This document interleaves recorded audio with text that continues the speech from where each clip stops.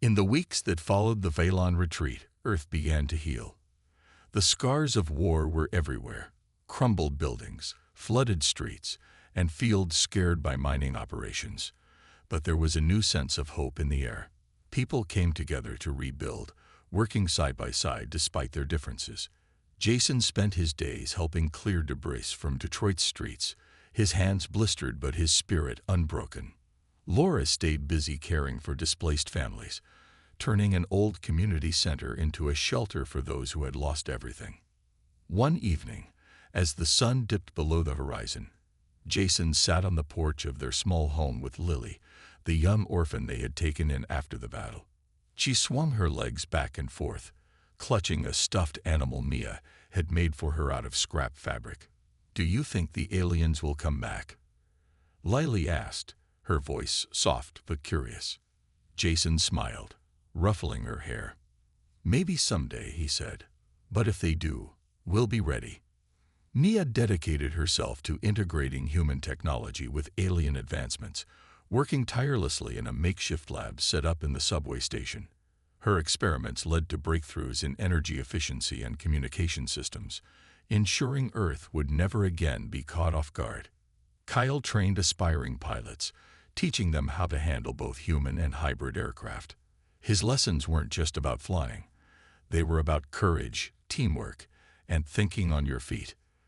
Though the Exetherians still maintained a presence on Earth, their attitude toward humanity had shifted. Vorak became a frequent visitor to Jason's group, sharing stories of his own struggles and learning more about human culture. Jason found himself growing fond of the Exetherian officer, who had once been an enemy but now felt like an ally. "We have much to learn from each other," Vorak said one day, his glowing eyes reflecting respect rather than disdain. The memory of Ethan weighed heavily on everyone, but it also fueled their determination to build a better future. A memorial was erected in his honor near the ruins of the communication tower, a simple stone engraved with his name. On quiet nights, Jason would visit it, leaving the flower or a small token to remember the boy who had given everything for their cause. As time passed, Earth began to take its first steps onto the galactic stage. Zinra reluctantly granted humanity provisional membership in the Exetherian Empire, acknowledging their role in defeating the Valens. It wasn't full independence, but it was progress. Jason attended negotiations alongside Mia and Sarah, advocating for Earth's rights and pushing for greater autonomy. Slowly but surely, humanity earned a voice among the stars. One night, Jason stood outside under a sky filled with stars, the same sky that had once brought fear and uncertainty. Now it felt different, full of possibilities. Laura joined him, wrapping her arms around his waist. "What are you thinking about?" she asked softly. Jason hesitated, then smiled. "I'm thinking about how far we've come," he said, "and how much farther we can go." Earth was no longer seen as primitive or weak.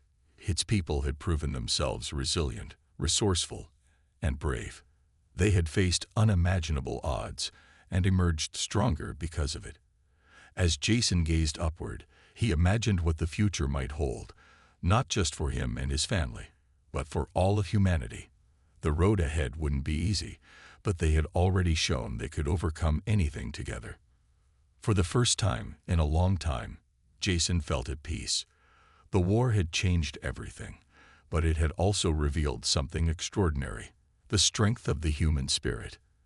And as long as that spirit burned bright, Earth would always find a way to rise. The success of the first test fueled Dr. Alan Carter's confidence, but it also deepened the cracks forming within his team.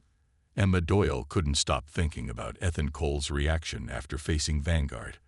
While he had walked away physically unharmed, Emma noticed something in his eyes, fear that lingered long after the simulation ended. She began to question whether scaring people into compliance was truly the right path forward. Ryan Blake shared her concerns, though for different reasons. As a former soldier, he understood the importance of discipline and order, but he distrusted the idea of creating something so powerful without clear limits. Despite their unease, Carter pushed ahead with plans to produce more vanguards. He argued that scaling up the project was the only way to address Earth's growing crisis. Senator Laura Hayes supported him fully, eager to roll out Genesis across major cities as quickly as possible. Publicly, she praised the project as humanity's last hope. Privately, however, she worried about the backlash if things went wrong. Still, the pressure from world leaders to act was immense, leaving her little choice but to move forward. Production ramped up rapidly, with dozens of vanguards being manufactured in secret labs scattered around the globe.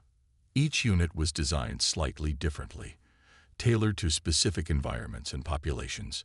Some were built for urban areas, able to navigate narrow streets and crowded buildings. Others were adapted for rural regions, capable of tracking targets over vast distances.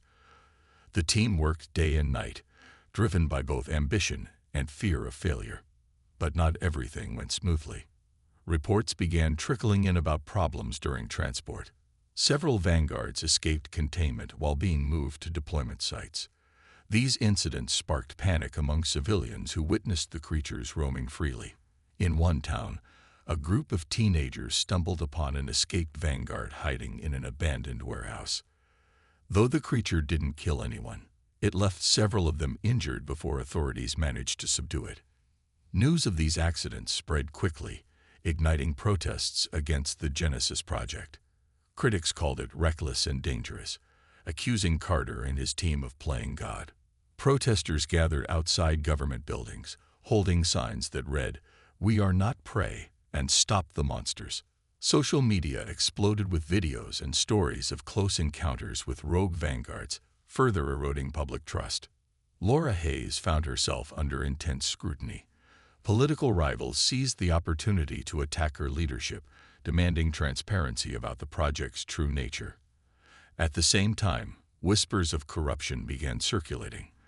Rumors suggested that private companies had influenced the development of Genesis, prioritizing profit over safety. Hayes tried to calm the storm, insisting that the project remained under strict control, but even she started to doubt whether Carter's vision could be achieved without disaster. Emma grew increasingly vocal about her misgivings. During a heated meeting, she confronted Carter, pointing out flaws in the Vanguard design. She warned that the creature's advanced neural networks might evolve beyond their programming, making them unpredictable. What happens when they decide we're no longer in charge? She asked sharply. Carter dismissed her concerns, claiming the safeguards were foolproof. But Ryan noticed the flicker of doubt in Carter's eyes, suggesting he wasn't as confident as he pretended to be. Tensions reached a breaking point when another incident occurred. A Vanguard malfunctioned during a live demonstration for government officials. Instead of stopping its pursuit once the target surrendered, the creature continued attacking, injuring 2 bystanders before being deactivated. The fallout was immediate. Calls to shut down Genesis grew louder, and some members of Carter's team resigned in protest. Emma knew they couldn't keep going like this. She confided in Ryan, sharing her fears about what might happen if the project spiraled further out of control. Together, they began secretly gathering evidence of the dangers posed by Genesis, hoping to expose the truth before it was too late. For now, they stayed quiet, biding their time. But both knew the clock was ticking, and the stakes were higher than ever. Emma Doyle and Ryan Blake knew they couldn't stand by any longer.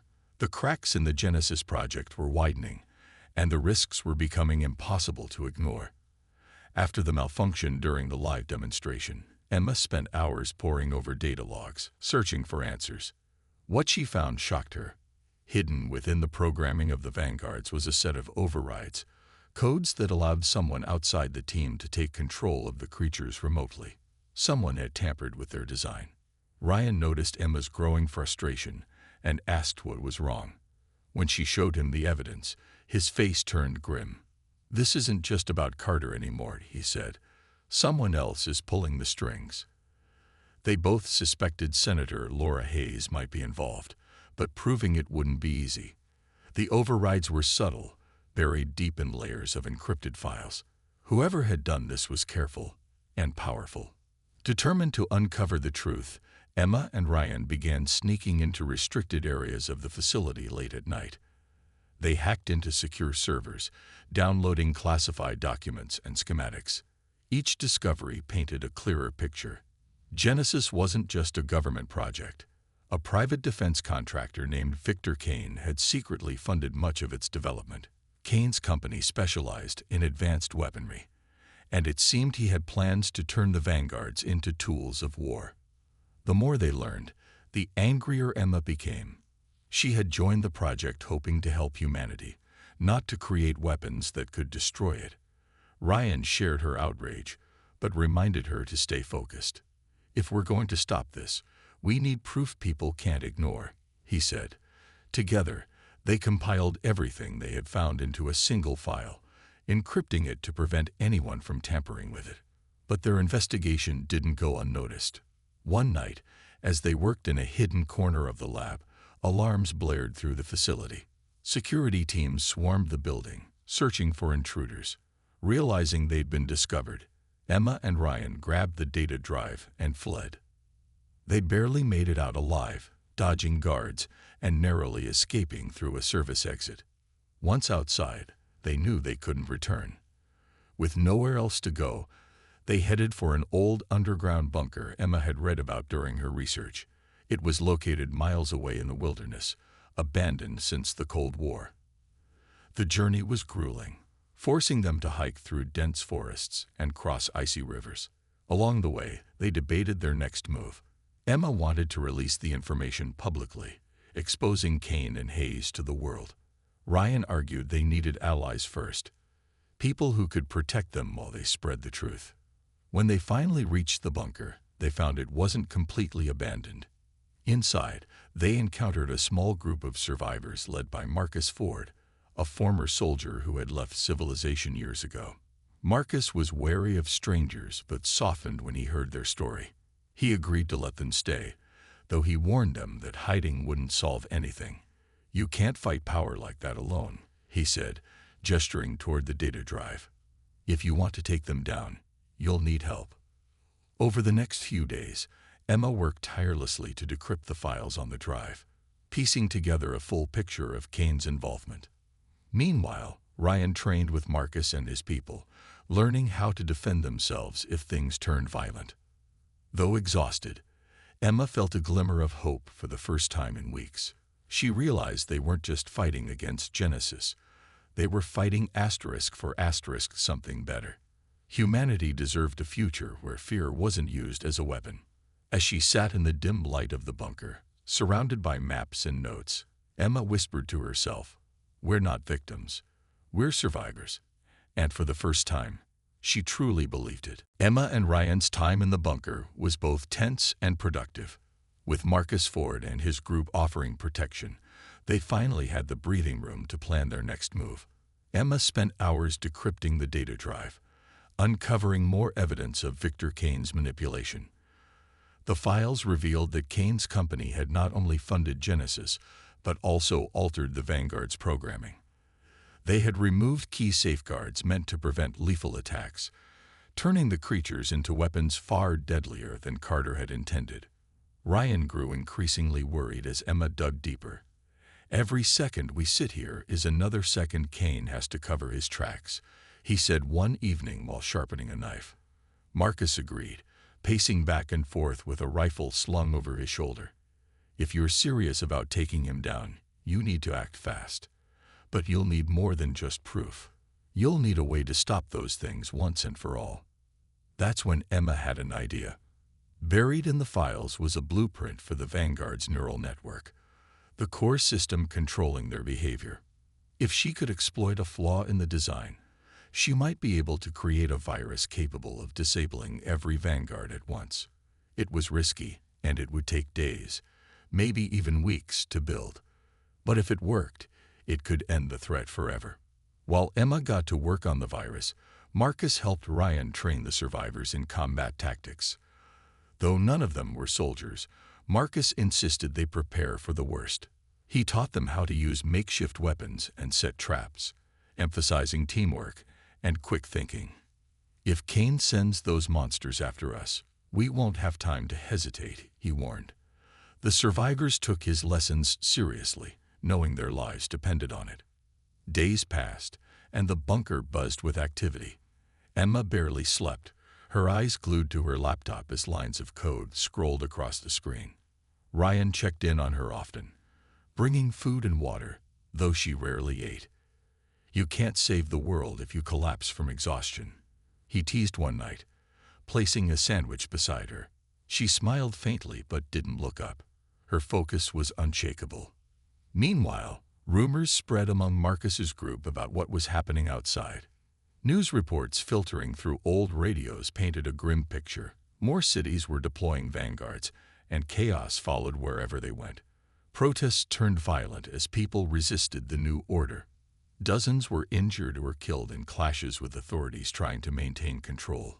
Senator Laura Hayes appeared on television, pleading for calm, but her words rang hollow to those who had seen the truth. Then came the news Emma and Ryan had been dreading. Victor Kane had issued a public statement claiming responsibility for Genesis. He framed it as a necessary step towards saving humanity, brushing off accusations of corruption as lies spread by enemies. Worse still, he announced plans to expand the program globally, promising a brighter future under Vanguard oversight. Emma felt a surge of anger but pushed it aside. She couldn't afford to lose focus now.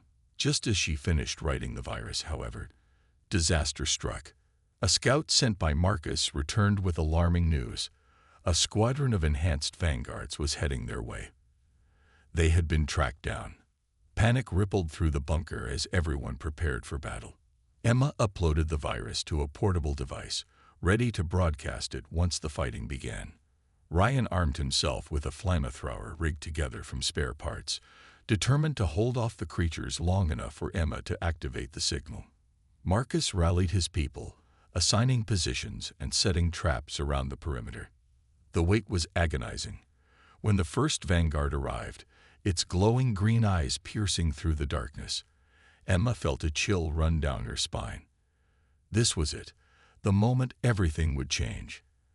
As the creature stepped closer, Ryan ignited the flamethrower, roaring defiance. The fight had begun, and there was no turning back. The battle at the bunker was chaos. The squadron of enhanced vanguards moved with terrifying speed and precision, their glowing eyes scanning the area as they closed in. Ryan Blake stood at the front line, wielding his makeshift flamethrower like a weapon of last resort. When the first vanguard lunged toward him, Ryan unleashed a burst of flames, forcing it to retreat. The creature's roar echoed through the forest, a sound that sent shivers down everyone's spines. Marcus Ford barked orders to his group, directing them to fall back to defensive positions. Traps had been set around the perimeter, spikes hidden under leaves, tripwires rigged to drop heavy logs. But the vanguards were smarter than expected.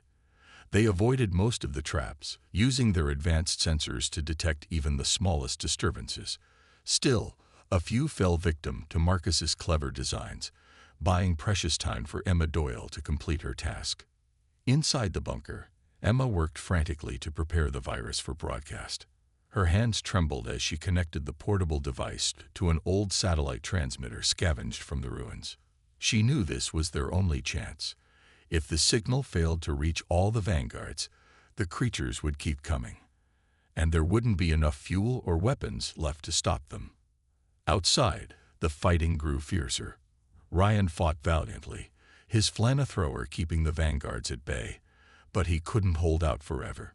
The fuel tank strapped to his back was nearly empty, and the heat from the flames singed his skin despite protective gear. One vanguard managed to get close enough to swipe at him with its razor-sharp claws, tearing through his jacket. Ryan stumbled backward, pain shooting through his side, but he gritted his teeth and kept going. He couldn't afford to falter. Not now.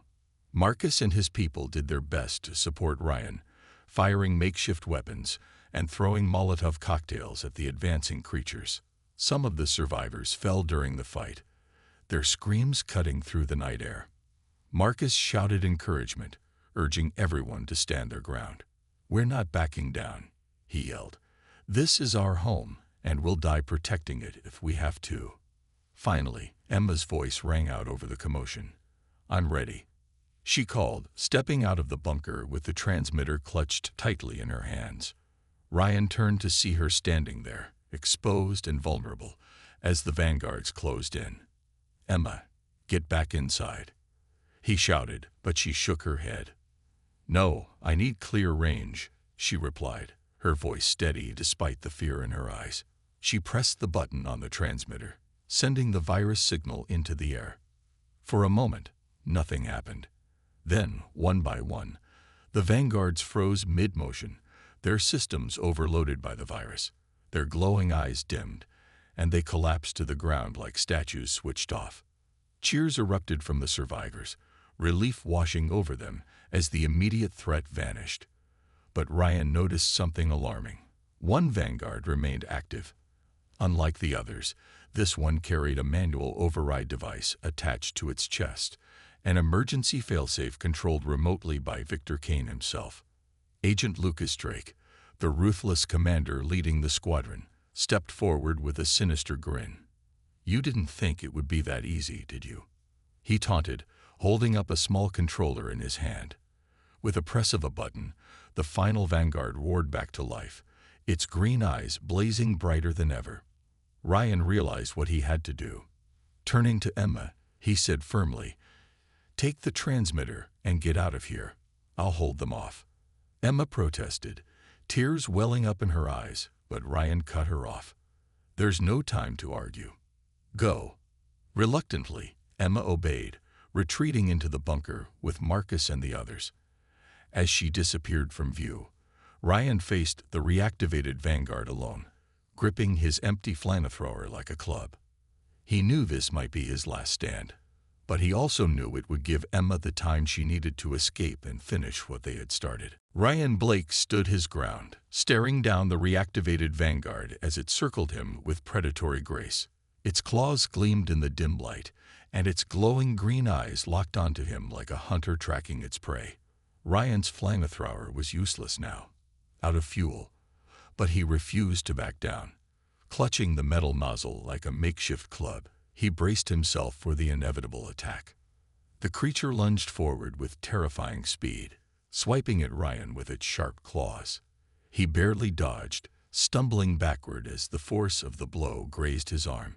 Pain shot through him, but he pushed it aside, focusing on keeping the vanguard away from the bunker.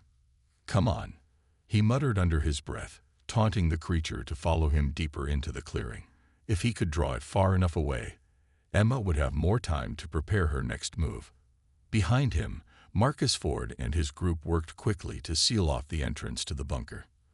They piled rocks and debris in front of the heavy steel door, creating a barrier that would buy them precious minutes if Drake or the vanguard tried to break through. Inside, Emma frantically searched for another way to disable the remaining vanguard. She knew the virus she had created should have worked on all units, but the override device made this one immune. Desperate, she began modifying the code, hoping to find a loophole.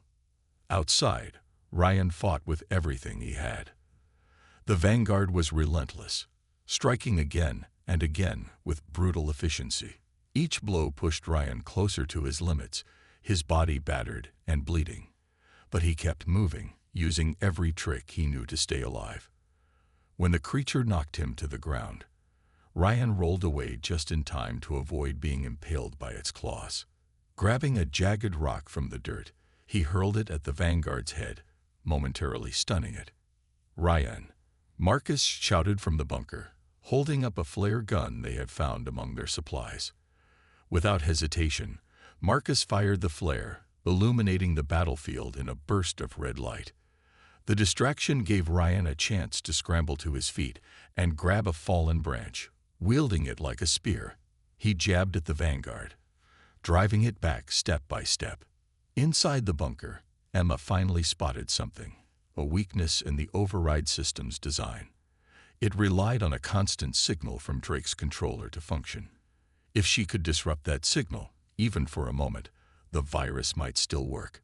She grabbed a small EMP device from her bag, a leftover tool from earlier experiments, and rushed toward the exit. By now, Ryan was on his last legs. Blood dripped from cuts on his arms and face, and his movements were slower, weaker. The vanguard sensed victory, pressing its advantage with renewed ferocity.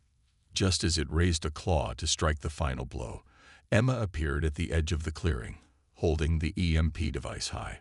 "Ryan, get down," she screamed. Ryan dropped to the ground without question, covering his head as Emma activated the EMP. A pulse of energy rippled outward, knocking out nearby electronics, including Drake's controller. For a split second, the vanguard froze, its glowing eyes flickering uncertainly. Then, with a low whine, it collapsed to the ground, lifeless. Drake cursed loudly, realizing his plan had failed. He turned to flee into the woods, but Marcus and his group intercepted him, forcing him to surrender. With the immediate threat neutralized, Emma ran to Ryan, tears streaming down her face.